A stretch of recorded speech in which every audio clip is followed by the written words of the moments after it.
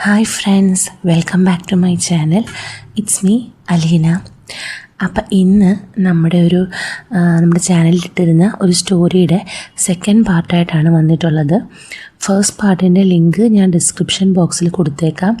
അത് കേട്ടിട്ടില്ലാത്തവരാണെങ്കിൽ അത് കേട്ടിട്ട് ഇത് വന്ന് കേൾക്കണം കേട്ടോ. ടോണി തുടർന്നു. പക്ഷേ മറ്റവൻ വിട്ടില്ല. ഇവളുടെ പ്രൈവറ്റ് ഫോട്ടോസും ആ രാത്രികളിലെ വീഡിയോകളും ഒക്കെ അവൻ്റെ കയ്യിലുണ്ടായിരുന്നു.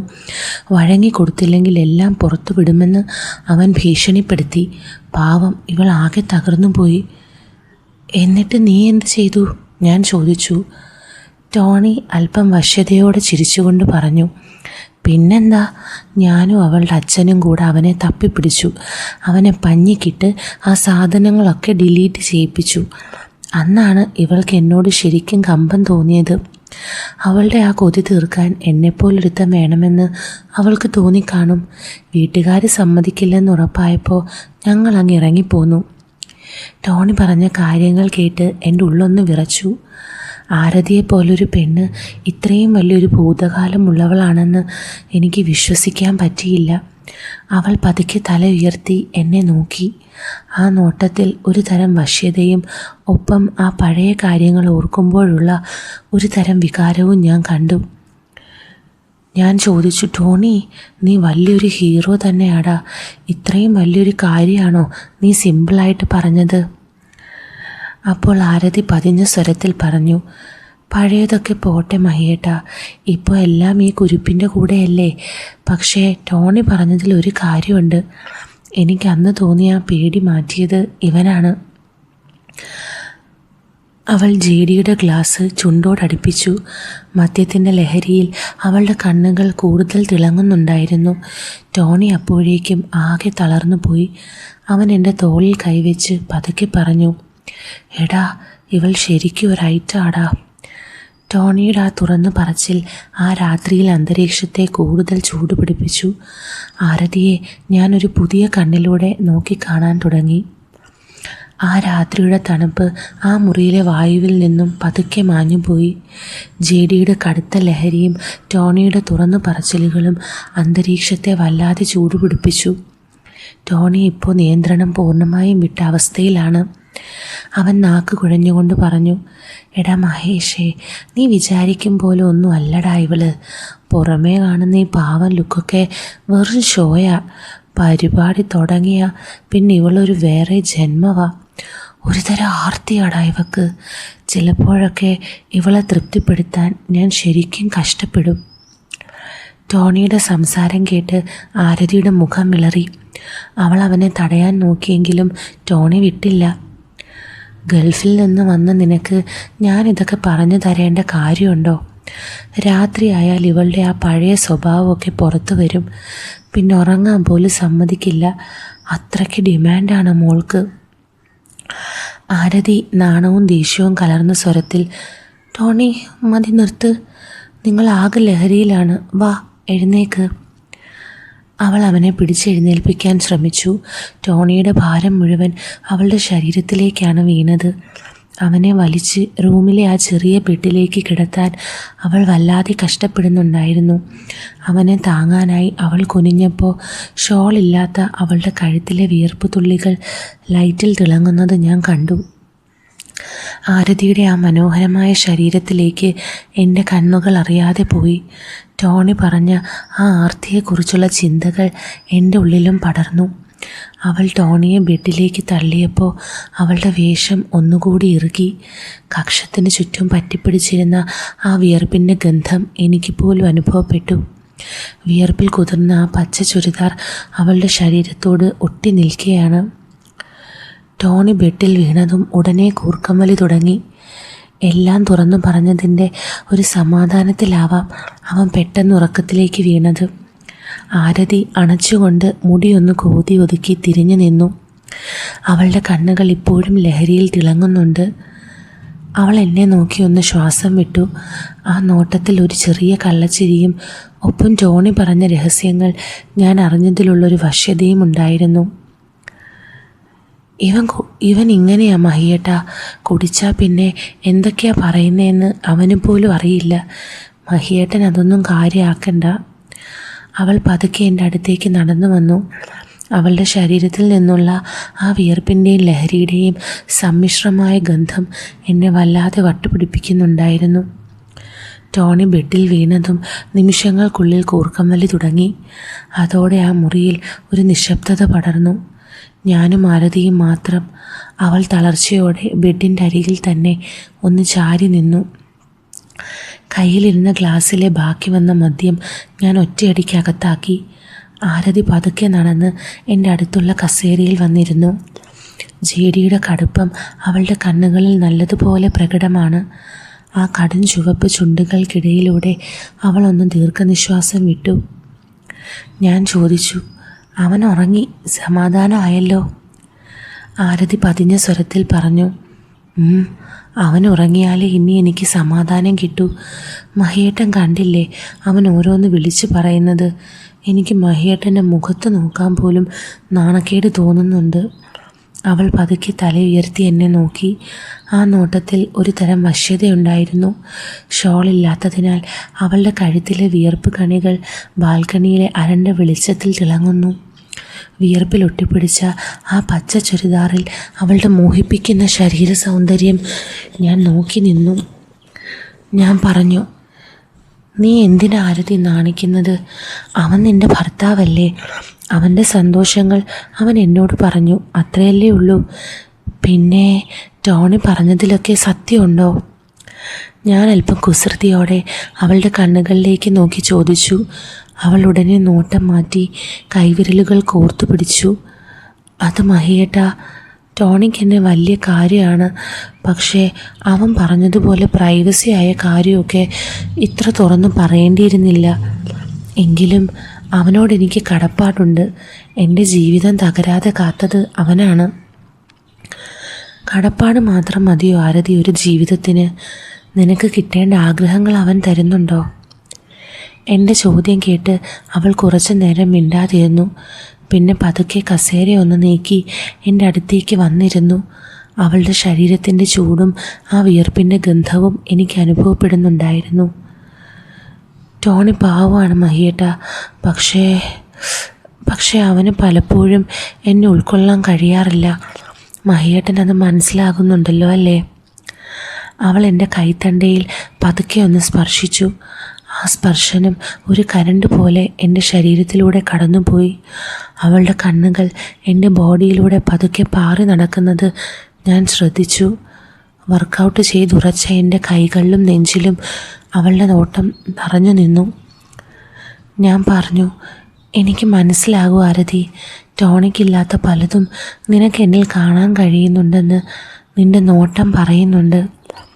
അവളൊന്നും മിണ്ടിയില്ല. പകരം ഗ്ലാസ്സിലിരുന്ന് ഐസ് ക്യൂബ് എടുത്ത് പതുക്കെ അവളുടെ ചുണ്ടുകളിലൊന്ന് ഉരസി. അവളുടെ സാമീപ്യം എന്നെ വല്ലാതെ പ്രലോഭിപ്പിച്ചുകൊണ്ടിരുന്നു. മുറിയിലെ അരണ്ട വെളിച്ചത്തിൽ ഉറക്കത്തിലേക്ക് വീണ ടോണിയെ പിന്നിലാക്കി ഞങ്ങൾ രണ്ടാളും ആ വലിയ സോഫയിലേക്കിരുന്നു. ജേഡിയുടെ ലഹരി ആരതിയെ നല്ലപോലെ പിടിച്ചിട്ടുണ്ട്. അവൾ സോഫയുടെ കുഷ്യനിലേക്കൊന്ന് ചാരി. അവൾ കണ്ണുകൾ പകുതി അടച്ചിട്ട് പറഞ്ഞു, മഹിയേട്ടാ മതി, ഇനി എനിക്ക് വയ്യ. ആകെ തല കറങ്ങുന്ന പോലെ. ഇനി ഒരു തുള്ളി പോലും കുടിക്കാൻ എനിക്ക് പറ്റില്ല. അവൾ വല്ലാതെ കിതയ്ക്കുന്നുണ്ടായിരുന്നു. സംസാരിക്കുമ്പോൾ അവളുടെ വിയർപ്പൊട്ടിയ കഴുത്തിലെ ഞരമ്പുകൾ തെളിയുന്നത് ഞാൻ ശ്രദ്ധിച്ചു. സാരമില്ല ആരതി, നീ ഇത്രയൊക്കെ കുടിച്ചല്ലോ, അത് തന്നെ വലിയ കാര്യം.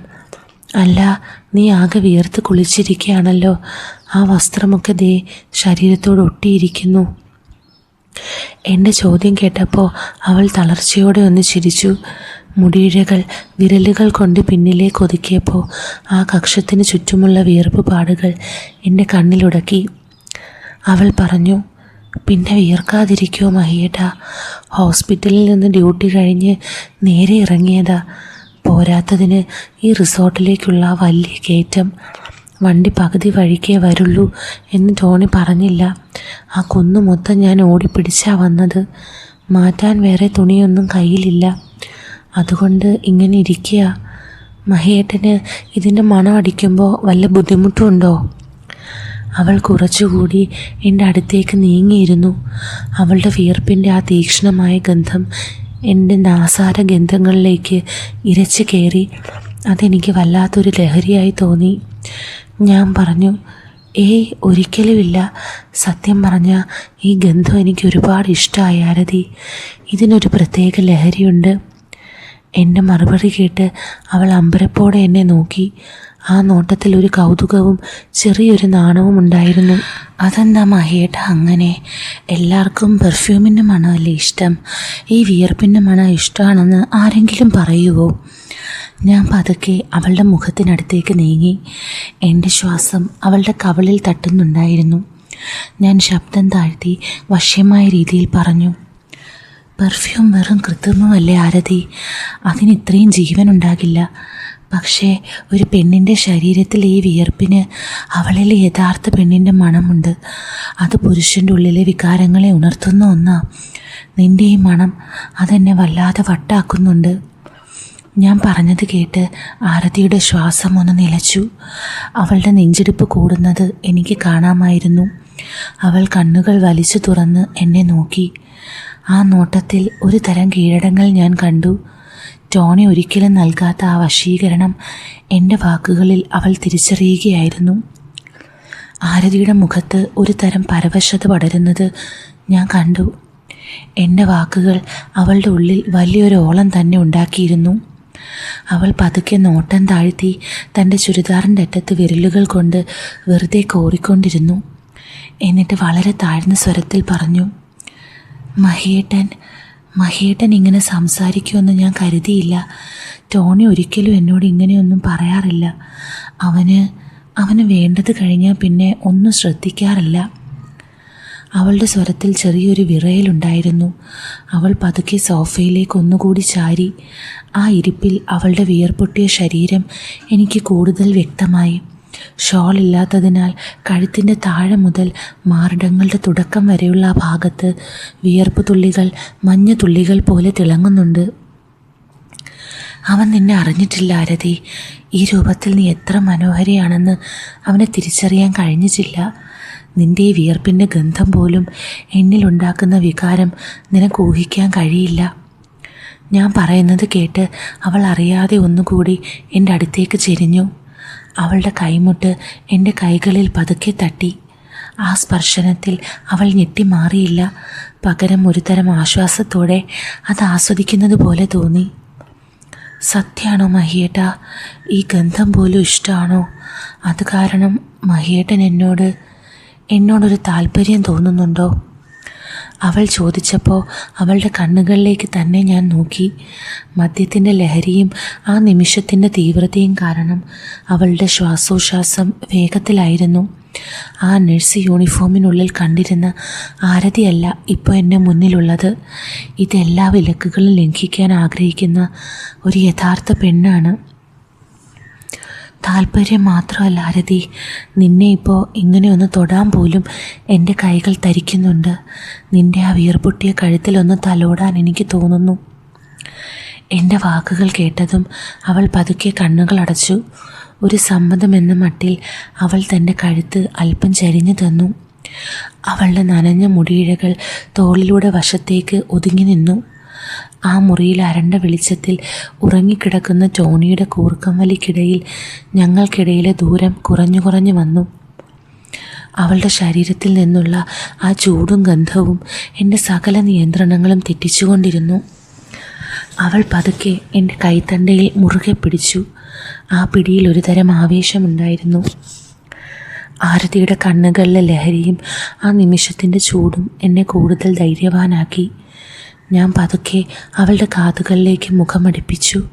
വിയർപ്പിൽ കുതിർന്ന അവളുടെ ആ മുടിയിഴകളുടെ ഗന്ധം അപ്പോൾ എൻ്റെ സിരകളിൽ പടരുന്നുണ്ടായിരുന്നു. ആരതി, നിന്നെ എനിക്കൊന്ന് അടുത്തറിയണം. എനിക്ക് ഈ മണം വല്ലാതെ ഭ്രാന്ത് പിടിപ്പിക്കുന്നുണ്ട്. നീ ഒന്ന് സമ്മതിക്കുമോ? എൻ്റെ ചോദ്യം കേട്ട് അവൾ ആകെ ഒന്ന് വിറച്ചു. ലജ്ജ കൊണ്ട് അവൾ മുഖം വശത്തേക്ക് മാറ്റി. എന്നിട്ട് വിറയലോടെ പറഞ്ഞു, അയ്യോ വേണ്ട മയ്യേട്ടാ, എനിക്ക് നാണാവുന്നു. ഞാൻ ജോലി കഴിഞ്ഞ് വീർത്ത് കുളിച്ച് നിൽക്കുകയല്ലേ. മഹിയേട്ടനത് അസ്വസ്ഥതയുണ്ടാകും. പ്ലീസ്. അവൾ സോഫയുടെ അറ്റത്തേക്ക് അല്പം നീങ്ങി. പക്ഷെ അവളുടെ ആ കണ്ണുകളിൽ കാണുന്ന വശ്യത എന്നെ തടയുന്ന ഒന്നായിരുന്നില്ല. നീ എന്തിനാ ആരതി പേടിക്കുന്നത്? ഞാൻ പറഞ്ഞല്ലോ, ഈ വിയർപ്പാണ് നിൻ്റെ സൗന്ദര്യം കൂട്ടുന്നത്. അതെനിക്ക് അസ്വസ്ഥതയല്ല, വലിയൊരു ലഹരിയാണ്. എനിക്ക് നിന്നെ എല്ലാ രീതിയിലും അറിയണം. പ്ലീസ് ആരതി, നീ എന്നെ തടയരുത്. ഞാൻ അവളുടെ തോളിൽ പതുക്കെ പിടിച്ച് എൻ്റെ അടുത്തേക്ക് ചേർത്തു. അവൾ ആദ്യം ഒന്ന് മടിച്ചു നിന്നുവെങ്കിലും എൻ്റെ നിർബന്ധത്തിന് മുന്നിൽ അവളുടെ പ്രതിരോധം പതുക്കെ തകർന്നു. അവൾ പതുക്കെ കൈകൾ അയച്ചു. ഒരു ദീർഘനിശ്വാസം വിട്ടുകൊണ്ട് അവൾ കണ്ണുകൾ മുറുക്കി അടച്ചു. മഹിയേട്ടന് അത്രയ്ക്ക് ആഗ്രഹമാണെങ്കിൽ ആയിക്കോളൂ, പക്ഷേ എനിക്കിപ്പോഴും വല്ലാത്തൊരു പേടി തോന്നുന്നു. അവളുടെ ആ സമ്മതം കിട്ടിയതും ഞാൻ അവളെ എന്നിലേക്ക് അടുപ്പിച്ചു. പിന്നീടുള്ള നിമിഷങ്ങൾ ഞങ്ങൾ ഒരുമിച്ച് ആസ്വദിച്ചു. പതിയെ പതിയെ ആരതിയുടെ പേടിയെല്ലാം മാറി. ടോണി അപ്പുറത്ത് കൂർക്കം വലിച്ചുറങ്ങിയാണ്. അവൻ ഉറങ്ങുന്ന അതേ മുറിയിൽ അവൻ്റെ ഭാര്യയുമായി സുന്ദരകരമായ നിമിഷങ്ങൾ പങ്കിടുമ്പോൾ സൗമ്യയോട് എനിക്ക് നന്ദി തോന്നി. ഒടുവിലേറെ നേരത്തെ യുദ്ധത്തിന് ശേഷം ഞങ്ങൾ കിതച്ചുകൊണ്ട് ബെഡിലേക്ക് വീണു. ഇപ്പോൾ ഒരേ ബെഡിൽ ബോധമില്ലാതെ കിടന്നുറങ്ങുന്ന ടോണിയും ഞങ്ങളും. രാവിലെ ജനാലപ്പടികളിലൂടെ വെയിൽ അരിച്ചെത്തിയപ്പോൾ ആതിരയുടെ ഫോണിൽ അലാറം ആ മുറിയിലാകെ മുഴങ്ങി. അതൊരു ഷോക്ക് പോലെയായിരുന്നു. ഞാനും ആതിരയും ഒരേ സമയം ഞെട്ടിപ്പിടഞ്ഞ് എഴുന്നേറ്റു. ആതിര പെട്ടെന്ന് ഫോൺ കൈക്കലാക്കി അലാറം ഓഫ് ചെയ്തു. ഞങ്ങൾ രണ്ടുപേരും ശ്വാസം അടക്കി പിടിച്ച് തൊട്ടടുത്ത് കിടക്കുന്ന ടോണിയെ നോക്കി.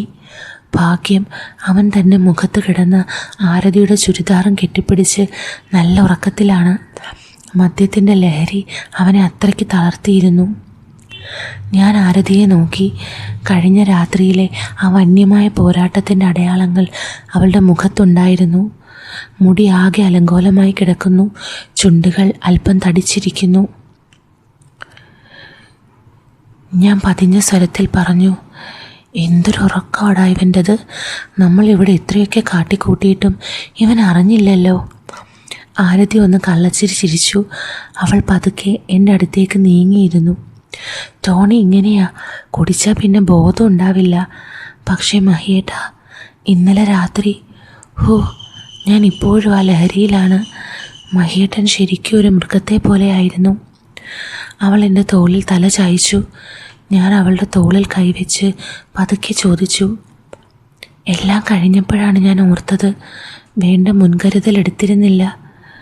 നിൻ്റെ വയറ്റിൽ വല്ലതും ആവുമോ എന്നെനിക്ക് പേടിയുണ്ട്. മരുന്ന് വാങ്ങണ്ടേ? എൻ്റെ ചോദ്യം കേട്ടപ്പോൾ ആരതിയുടെ മുഖത്ത് ഒരു മ്ലാനത പടർന്നു.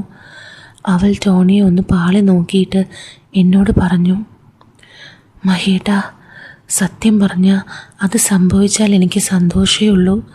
ടോണിയെ കൊണ്ട് അതിനൊന്നും പറ്റില്ലെന്ന് എനിക്ക് പണ്ടേ മനസ്സിലായതാ. അവനാകെ അറിയാവുന്നത് വന്ന് മേലിൽ കയറാൻ മാത്രമാ. ഒരു പെണ്ണിനെ എങ്ങനെ തൃപ്തിപ്പെടുത്തണമെന്നോ അല്ലെങ്കിൽ ഒരു കുഞ്ഞുണ്ടാകാനുള്ള കഴിവോ അവനുണ്ടോ എന്നെനിക്ക് സംശയമാണ്. അതുകൊണ്ടല്ലേ മഹിയേട്ടൻ ഇങ്ങനെ വന്നപ്പോൾ ഞാനിങ്ങനെ തകർന്നു പോയത്. അവളുടെ വാക്കുകളിൽ ടോണിയോടുള്ള ചെറിയൊരു പുച്ഛവും എന്നോടുള്ള ആവേശവും ഉണ്ടായിരുന്നു. നീ പറഞ്ഞത് ശരിയാ.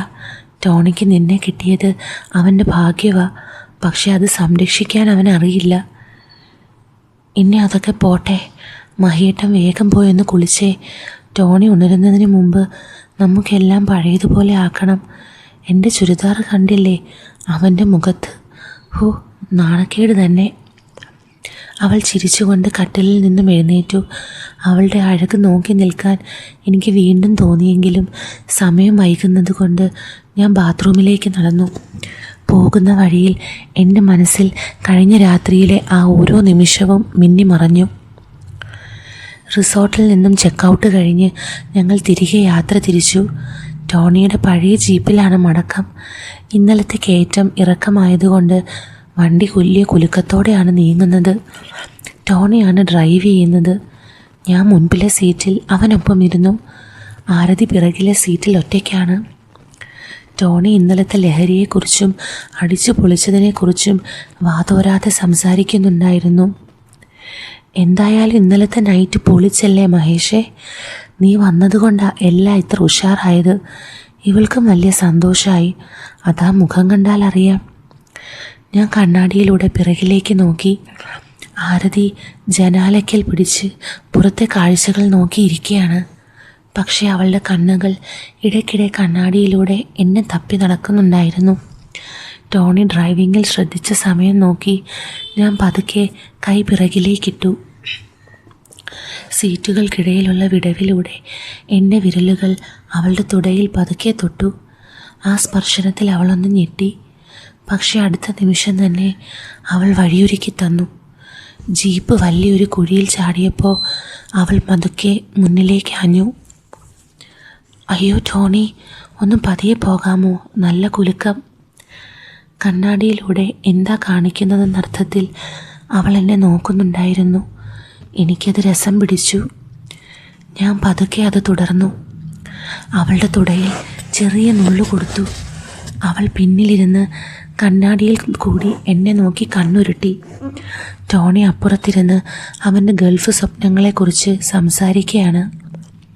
തൊട്ടടുത്ത് അവൻ്റെ ഭാര്യ മറ്റൊരു പുരുഷൻ്റെ കൂടെ സന്തോഷം കണ്ടെത്തുന്നത് അവൻ അറിയുന്നേയില്ല.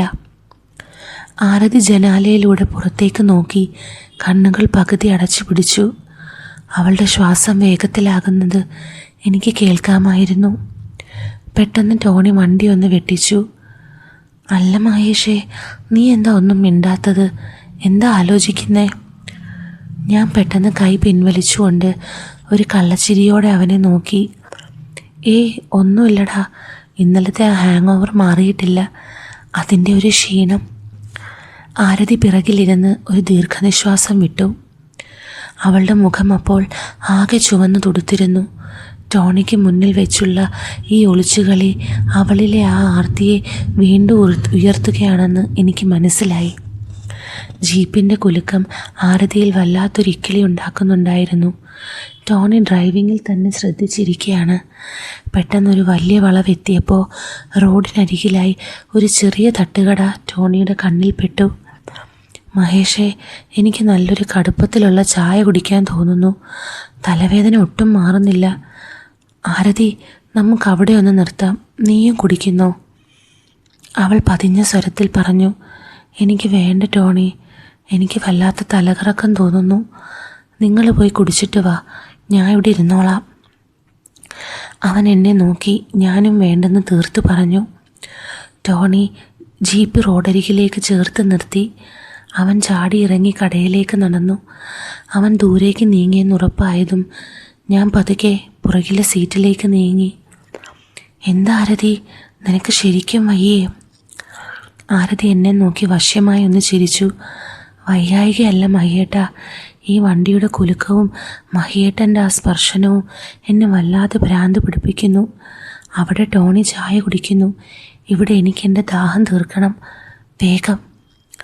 പുറത്ത് വെളിച്ചമാണെന്നോ ടോണി ഏത് നിമിഷവും തിരിച്ചു വരുമെന്നോ ഉള്ള പേടി ആരതിയെ വല്ലാതെ ആവേശം കൊള്ളിച്ചു. ഞാൻ പതുക്കെ അവളുടെ അടുത്തേക്കിരുന്നു.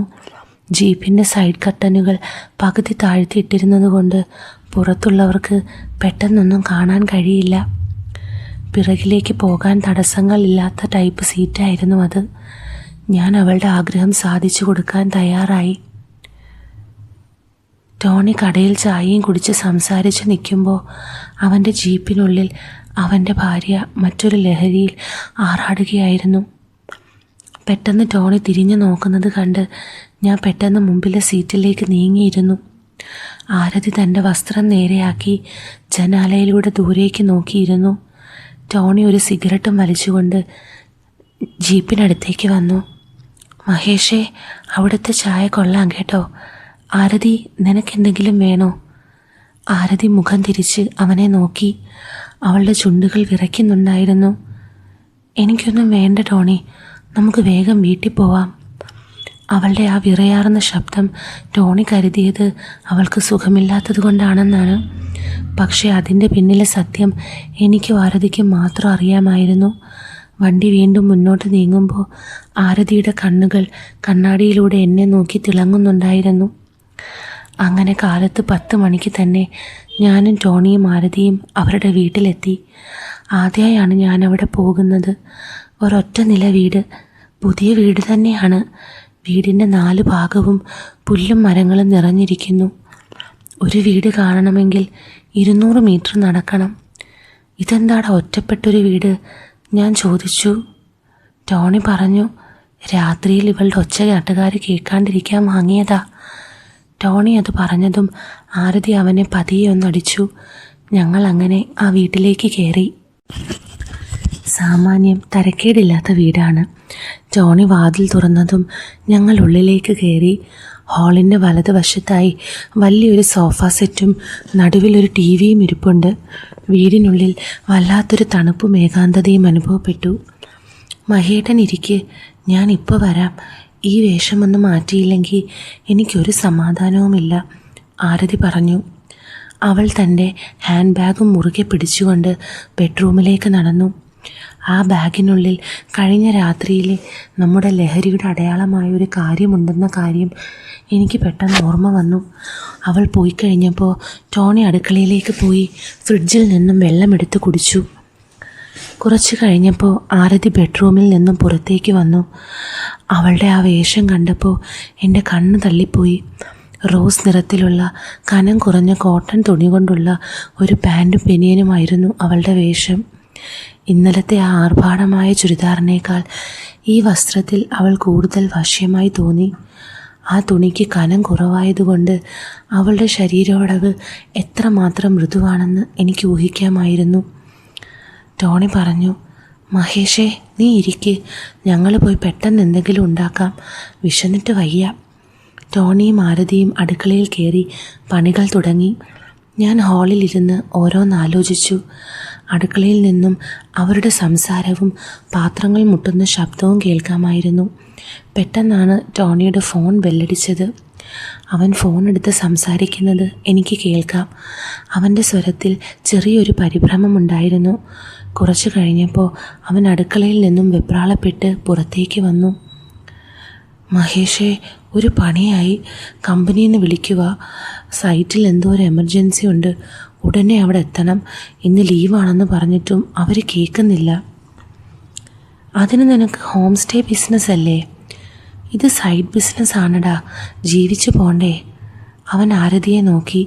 അവൾ കയ്യിൽ ഒരു തവി പിടിച്ചുകൊണ്ട് അടുക്കള വാതിൽക്കൽ വന്നു നിന്നു. ആരതി, എനിക്ക് വേഗം ഒന്ന് പോകണം. മഹേഷ് ഇവിടെ ഉണ്ടല്ലോ, നീ ഇവൻ നല്ല ഭക്ഷണം ഉണ്ടാക്കി കൊടുക്ക്. ഞാൻ വൈകുന്നേരം ആകുമ്പോഴേക്കും തിരിച്ചെത്താൻ നോക്കാം. ആരതി ഒന്നും അറിയാത്ത ഭാവത്തിൽ, അയ്യോ ഇപ്പോൾ തന്നെ പോണോ?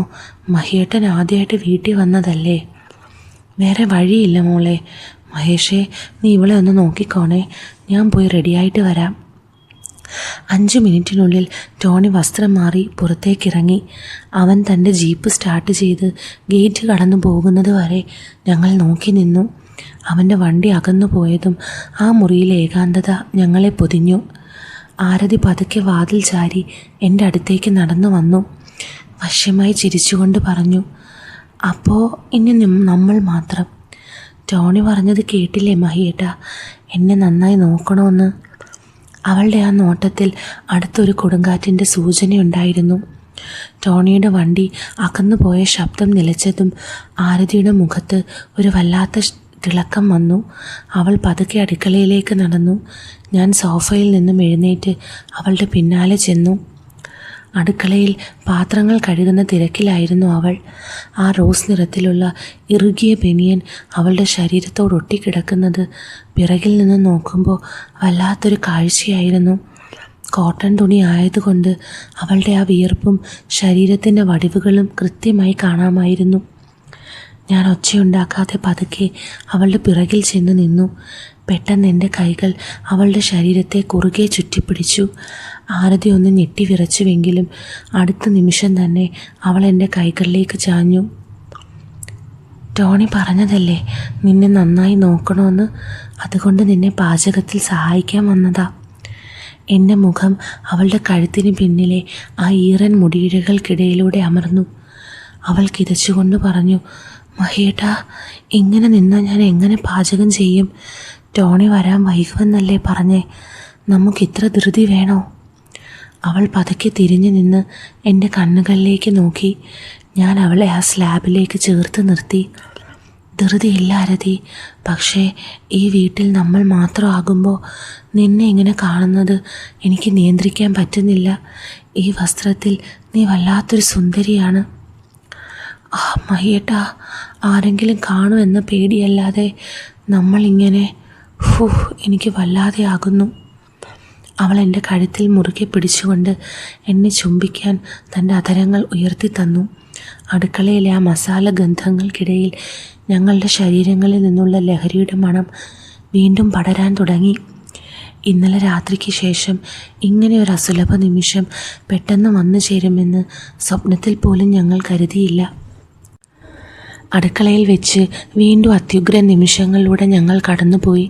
അടുക്കളയിലെ ആ വന്യമായ നിമിഷങ്ങൾക്ക് ശേഷം ഞങ്ങൾ രണ്ടുപേരും പതുക്കെ എഴുന്നേറ്റു. എല്ലാം വീണ്ടും പഴയ പോലെയാക്കി വീണ്ടും ഞങ്ങൾ മാന്യന്മാരായി. ഞാൻ പറഞ്ഞു, ഇനി നമുക്ക് ടോണി വരും മുമ്പ് ഈ പാചകം ഒന്ന് തീർക്കാം, അല്ലെങ്കിൽ അവൻ സംശയിക്കും. ഞാൻ കത്തിയെടുത്ത് പച്ചക്കറികൾ അരിയാൻ തുടങ്ങി. ആരതി അടുപ്പത്ത് പാത്രങ്ങൾ വെച്ച് കറിക്ക് റെഡിയായി. ആരതി ചിരിച്ചുകൊണ്ട് പറഞ്ഞു, മഹിയേട്ടാ, പച്ചക്കറി അരിയുന്നതിൽ ഇത്ര ശ്രദ്ധ വേണ്ട. കുറച്ചു മുമ്പുള്ള ആ വേഗത ഇതിൽ വേണ്ട കേട്ടോ. നീ എന്നെ കളിയാക്കുവാണോ കൊച്ചു കള്ളി? ഞാൻ വശ്യത നിറഞ്ഞ ഒരു ചിരി ചിരിച്ചു. അവൾ കറി ഇളക്കുന്നതിനിടയിൽ അവളുടെ പിന്നഴക് ഞാൻ നോക്കി നിന്നു. എന്നെ വീണ്ടും ഭ്രാന്ത് പിടിപ്പിച്ചു. എൻ്റെ ഉള്ളിലെ മോഹം വീണ്ടും ഉണർന്നു. ഞാൻ പതുക്കെ കത്തിയെടുത്ത് താഴെ വെച്ചു. പതുക്കെ അവളുടെ പിറകിൽ ചെന്ന് ഞാൻ അവളെ കെട്ടിപ്പിടിച്ചു. മഹിയേട്ടാ, ഇതെന്ത് പരിപാടിയാ? കറി കരിഞ്ഞു പോകും. ഞാനത് കേൾക്കാതെ ഓരോന്ന് തുടർന്നു. പെട്ടെന്നാണ് ഉമ്മറത്തെ കോളിംഗ് ബെൽ ശബ്ദിച്ചത്. ടിങ് ടോങ്. ആ ശബ്ദം അടുക്കളയിലെ നിശബ്ദതയിൽ ഒരു വെള്ളിടി പോലെയാണ് പതിച്ചത്. ഞങ്ങൾ രണ്ടുപേരും ഒരേപോലെ ഞെട്ടിപ്പോയി. ആരതി പെട്ടെന്ന് എന്നെ തള്ളി മാറ്റി ഭീതിയോടെ പറഞ്ഞു, മഹിയേട്ടാ, ടോണി, അവൻ തിരിച്ചു വന്നെന്ന് തോന്നുന്നു. അവൾ വെപ്രാളപ്പെട്ട് വസ്ത്രമെല്ലാം നേരെയാക്കി. ഹൃദയം പടപടാ എന്നിടിക്കുന്നുണ്ടായിരുന്നു. ഇത്തവണ പിടിക്കപ്പെടുമോ? ആരതി ഗ്യാസ് സ്റ്റൗ ഓഫ് ചെയ്ത് തൻ്റെ മുഖത്തെ വിയർപ്പ് പതുക്കെ തുടച്ചു മാറ്റി. അവൾ കണ്ണാടിയിൽ നോക്കാതെ തന്നെ മുടി പതുക്കെ ഒതുക്കി. ഞാൻ പറഞ്ഞു, ഞാൻ പോയി വാതിൽ തുറക്കാം, നീ ഇവിടെ തന്നെ നിന്നോ, ഒന്നും സംഭവിക്കാത്ത പോലെ ഇരുന്നാൽ മതി. ഞാൻ അടുക്കളയിൽ നിന്നും ഹാളിലേക്ക് വന്നു. ഒരിക്കൽ കൂടി എൻ്റെ വസ്ത്രങ്ങൾ ശരിയാണോ എന്ന് പരിശോധിച്ച ശേഷം പതുക്കെ വാതിൽ തുറന്നു. പുറത്ത് ടോണി നിൽക്കുന്നു. അവൻ്റെ മുഖത്ത് വല്ലാത്തൊരു തളർച്ചയുണ്ടായിരുന്നു. രക്ഷപ്പെട്ടു. സൈറ്റിലെ പ്രശ്നം പെട്ടെന്ന് തീർന്നു. നല്ല ട്രാഫിക് ആയിരുന്നു മഹേഷേ. വിശന്നിട്ട് വയ്യ. എന്തെങ്കിലും ആയോ? അവൻ യാതൊരു സംശയവുമില്ലാതെ വീടിനുള്ളിലേക്ക് കയറി. അവൻ്റെ സംസാരത്തിൽ നിന്നും അവനൊന്നും മനസ്സിലായിട്ടില്ലെന്ന് എനിക്ക് ഉറപ്പായി. ഞാൻ പതുക്കെ ശ്വാസം വിട്ടു. ആയി വരുന്നടാ, ആരതി അടുക്കളയിലുണ്ട്. ഞാൻ അവളെ ഓരോന്നരിഞ്ഞ് സഹായിക്കുകയായിരുന്നു. ടോണി നേരെ അടുക്കളയിലേക്ക് നടന്നു. ആരതി അവിടെ സ്ലാബിൽ കൈകൾ വെച്ച് വളരെ സ്വാഭാവികമായി നിന്നിരുന്നു. അവൾ അവനെ കണ്ടതും ഒരു പുഞ്ചിരി വരുത്തി. നിങ്ങൾ വന്നോ? കറി റെഡിയായി. ഇനി ചോറ് കൂടി വിളമ്പിയാൽ മതി. മഹിയേട്ടൻ നല്ലോണം സഹായിച്ചു. ടോണി അവളുടെ അടുത്തേക്ക് ചെന്ന് കഴുത്തിൽ കൈവച്ച് പതുക്കെ ചേർത്ത് പിടിച്ചു.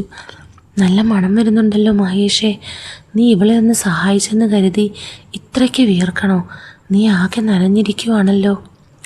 ടോണി ചിരിച്ചുകൊണ്ട് എൻ്റെ തോളിൽ തട്ടി. ഞങ്ങൾ രണ്ടുപേരും വീർത്ത് കുളിച്ചിരിക്കുന്നത് കണ്ടപ്പോൾ അവൻ കരുതിയത് അടുക്കളയിലെ ചൂടുകൊണ്ടാണെന്നാണ്. ആ പാവത്തിന് അറിയില്ലായിരുന്നു ആ ചൂടിനേക്കാൾ വലിയൊരു തീയാണ് അവിടെ കുറച്ചു മുമ്പ് അണഞ്ഞതെന്ന്. ഞങ്ങൾ 3 പേരും ഡൈനിങ് ടേബിളിന് ചുറ്റുമിരുന്നു. ആരതി ഭക്ഷണം വിളമ്പുമ്പോൾ ഓരോ തവണയും അവളുടെ വിരലുകൾ എൻ്റെ കൈകളിൽ പതുക്കെ തട്ടുന്നുണ്ടായിരുന്നു. ടോണിയുടെ കണ്ണ് വെട്ടിച്ച് അവൾ എന്നെ നോക്കി കണ്ണ് ചിമ്മി. ഭക്ഷണം ഡൈനിങ് ടേബിളിൽ നിരന്നു. മീൻകറിയുടെയും ചോറിൻ്റെയും മണം ആ മുറിയിലാകെ പടർന്നു. ടോണി ആർത്തിയോടെ ഇരുന്നു. ആരതി ഞങ്ങൾക്ക് ഓരോരുത്തർക്കും ചോറ് വിളമ്പാൻ തുടങ്ങി. ആരതി, നീ എന്തിനാ ഇങ്ങനെ നിന്ന് കഷ്ടപ്പെടുന്നേ? നീയും കൂടെ ഇരിക്ക്, ഞാനങ്ങ് വിളമ്പിക്കോളാം. ഞാൻ അവളുടെ കൈ പിടിച്ച് പതുക്കെ തൊട്ടടുത്തുള്ള കസേരയിലേക്കിരുത്തി. ടോണിക്ക് അഭിമുഖമായാണ് ഞങ്ങൾ ഇരിക്കുന്നത്. എൻ്റെ കൈ അവളുടെ തോളിലൂടെ ചുറ്റി പതുക്കെ അവളെ ചേർത്ത് പിടിച്ചു. ടോണി ചോറ് മീൻകറി കൂട്ടി കുഴയ്ക്കുന്ന തിരക്കിലായിരുന്നു. ടോണി പറഞ്ഞു, അത് ശരിയാ മോളെ, നീ ഇരിക്ക്. മഹേഷ് ആദ്യമായിട്ടല്ലേ വരുന്നത്, അവനൊരു മടിയുമില്ല. ഞാൻ ഒരു കൈകൊണ്ട് ടോണിക്ക് കഷ്ണങ്ങൾ വിളമ്പിക്കൊടുത്തു. പക്ഷേ മറ്റേ കൈകൊണ്ട് ചെറിയൊരു കുസൃതി കാട്ടി. ആരതി പെട്ടെന്നൊന്ന് ഞെട്ടി ടോണിയെ നോക്കി. അവൻ മീൻമുള്ള് കളയുന്ന തിരക്കിലായിരുന്നു. ആരതിയുടെ ശ്വാസം ഒന്ന് നിലച്ചു. അവൾ പതുക്കെ ചോറുരുളയാക്കി വായിൽ വെക്കാൻ ശ്രമിക്കുമ്പോഴെല്ലാം ഞാൻ ഓരോ കുസൃതി കാട്ടിക്കൊണ്ടിരുന്നു. ആരതി ഇടറിയ ശബ്ദത്തിൽ, മഹിയേട്ടാ മതി, കറി വേണോ നോക്കൂ. അവൾ സംസാരം മാറ്റാൻ നോക്കിയെങ്കിലും എൻ്റെ വികൃതി കൂടി വന്നു. അവൾക്ക് ഭക്ഷണം തൊണ്ടയിൽ ഇറങ്ങാത്ത അവസ്ഥയായി. മുഖമാകെ ചുവന്നു തുടുത്തു, കണ്ണുകൾ പകുതി അടഞ്ഞു. ടോണി ചോദിച്ചു, എന്താ ആരതി, മുഖം എത്ര ചുവന്നിരിക്കുന്നത്? നല്ല എരിവുണ്ടോ കറിക്ക്? ടോണിയുടെ ചോദ്യം കേട്ടതും അവൾ പതുക്കെ വെള്ളമെടുത്ത് കുടിച്ചു. അതേ ടോണി, മുളക് അല്പം കൂടിപ്പോയി എന്ന് തോന്നുന്നു. ഔ, നല്ല എരിവ്. അവൾ കഷ്ടപ്പെട്ട് ചിരിക്കാൻ ശ്രമിച്ചു. ഈ സമയം ടോണി കാണാതെ അവൾ മേശയ്ക്ക് താഴെ വെച്ച് എൻ്റെ കയ്യിലൊന്ന് നുള്ളി. ഇപ്പോൾ നിർത്തൂ എന്നതായിരുന്നു ആ നുള്ളിൻ്റെ അർത്ഥം. പക്ഷേ അവൾ അനുഭവിക്കുന്ന ആ സുഖവും പേടിയും കലർന്ന ഭാവം കണ്ടപ്പോൾ എനിക്ക് ആവേശം കൂടുകയായിരുന്നു. ടോണി സംതൃപ്തിയോടെ ഭക്ഷണം കഴിച്ചു തീർത്ത് കൈ കഴുകാൻ എഴുന്നേറ്റു. ആരതി പതിഞ്ഞ സ്വരത്തിൽ പറഞ്ഞു, മഹിയേട്ടാ, നിങ്ങൾ എന്നെ കൊലയ്ക്ക് കൊടുക്കും, ടോണി ഇപ്പോൾ കാണും. അവൾ എന്നെ കള്ളക്കണ്ണാലെ നോക്കി പേടിപ്പിച്ചു. പക്ഷെ അവളുടെ ആ നോട്ടത്തിൽ ഇതൊന്നും നിർത്തണ്ട എന്നൊരാഗ്രഹം കൂടി ഒളിഞ്ഞിരിപ്പുണ്ടായിരുന്നു. ഭക്ഷണം കഴിഞ്ഞ് ടോണി ഹാളിനടുത്തുള്ള ബെഡ്റൂമിൽ പോയി പതുക്കെ മയക്കത്തിലേക്ക് വീണു. വയറുമുട്ടെ തിന്നു കഴിഞ്ഞ ഈ ഉറക്കം അവന് പണ്ടേ പതിവാണ്. എനിക്കിന്ന് അതുകൊണ്ടൊരു ഉപകാരം ഉണ്ടായത്. ടോണി ഉറങ്ങിയെന്ന് ഉറപ്പായതും ആരതി അടുക്കളയിലെ പാത്രങ്ങൾ കഴുകാനെന്ന വ്യാജേന അങ്ങോട്ട് പോയി. ഞാൻ പതുക്കെ അവളുടെ അടുത്തേക്ക് ചെന്നു. ആരതി വാതിൽക്കൽ നിന്ന് പുറത്തേക്ക് നോക്കി നിൽക്കുകയായിരുന്നു. ഞാൻ അവളുടെ പിറകിലൂടെ ചെന്ന് അവളെ ചേർത്ത് പിടിച്ചു. അവൾ പതിഞ്ഞ സ്വരത്തിൽ പറഞ്ഞു, മഹിയേട്ടാ, അവൻ അവിടെ കിടപ്പുണ്ട്. നമ്മളിപ്പോൾ എന്തേലും ചെയ്താൽ അവൻ ഉണരും. പക്ഷേ എനിക്കിപ്പോൾ നിങ്ങളെ വിടാനും തോന്നുന്നില്ല. അവളുടെ ഹൃദയമിടിപ്പ് എനിക്ക് അനുഭവപ്പെടുന്നുണ്ടായിരുന്നു. ഭയവും കാമവും കലർന്ന ആ നിമിഷങ്ങൾ വല്ലാത്തൊരു ലഹരിയായിരുന്നു. സാരമില്ല ആരതി, നമുക്ക് ഈ ഏകാന്തത മുതലെടുക്കാം. അവൻ വരുന്നത് വരെ നമുക്ക് നമ്മുടെ ലോകത്തിരിക്കാം. ഞങ്ങളുടെ റൊമാൻറ്റിക് നിമിഷങ്ങളിലേക്ക് വീണ്ടും ഞങ്ങൾ കടന്നു. ടോണി തൊട്ടടുത്ത മുറിയിൽ ഉറങ്ങിക്കിടക്കുമ്പോൾ അവൻ്റെ ഭാര്യ മറ്റൊരു പുരുഷനുമായി ആനന്ദത്തിൽ ആറാടുകയായിരുന്നു. തൊട്ടടുത്ത മുറിയിൽ ടോണി ഉറങ്ങുന്നുണ്ടെന്ന സത്യം ഞങ്ങളുടെ ഉള്ളിലെ ആഗ്രഹങ്ങൾക്ക് കൂടുതൽ മൂർച്ച കൂട്ടി. പിടിക്കപ്പെടുമെന്ന ഭയം നൽകുന്ന ആവേശം മറ്റൊന്നിനും നൽകാൻ കഴിയില്ല. വീണ്ടും ഞങ്ങളുടെ സുന്ദരമായ നിമിഷങ്ങൾക്ക് അടുക്കളയുടെ ചുമർ സാക്ഷിയായി.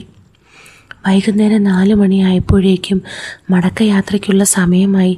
ടോണിയും ആരതിയും എന്നെ വിടാൻ KSRTC സ്റ്റാൻഡിലേക്ക് വന്നു. ടോണി പതിവ് പോലെ സന്തോഷവാനായി കാര്യങ്ങൾ സംസാരിച്ചു കൊണ്ടിരുന്നു. മഹേഷേ, നീ വന്നത് വല്ലാത്ത ഉപകാരമായി. എത്ര കാലത്തിനു ശേഷമാണ് നമ്മളിങ്ങനെ ഒത്തുകൂടുന്നത്. നീ ഇടയ്ക്ക് വരണം കേട്ടോ. ഞാൻ തലയാട്ടി. പക്ഷേ എൻ്റെ കണ്ണുകൾ ആരതിയെ തിരയുകയായിരുന്നു. അവളൊരു വലിയ സങ്കടം ഒളിപ്പിച്ച് വെച്ചതുപോലെ ദൂരേക്ക് നോക്കി നിന്നു. സ്റ്റാൻഡിലെ ബഹളങ്ങൾക്കിടയിൽ ഞങ്ങൾ 2 പേരും പരസ്പരം നോക്കി.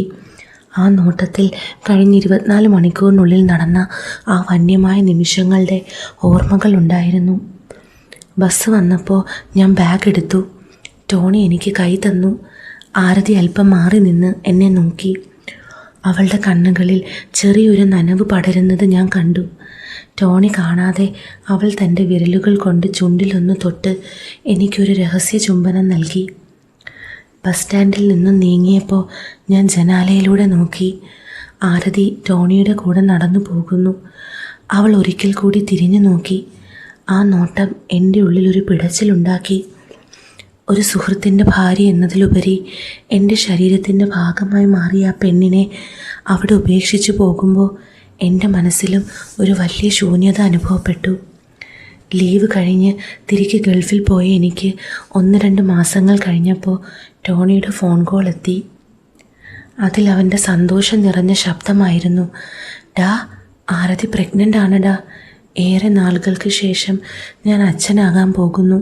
എൻ്റെ വക ഒരു പാർട്ടിയായിട്ട് നിൻ്റെ അടുത്ത വരവ് നമുക്ക് കൊഴുപ്പിക്കണം.